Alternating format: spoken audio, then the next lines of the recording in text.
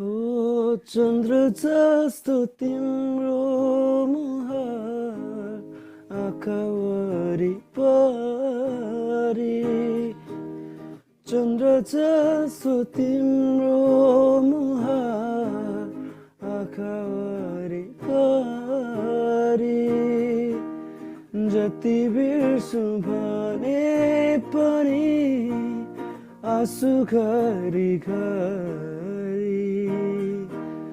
जति बिर्सु भने पनि आँसु घरी घरी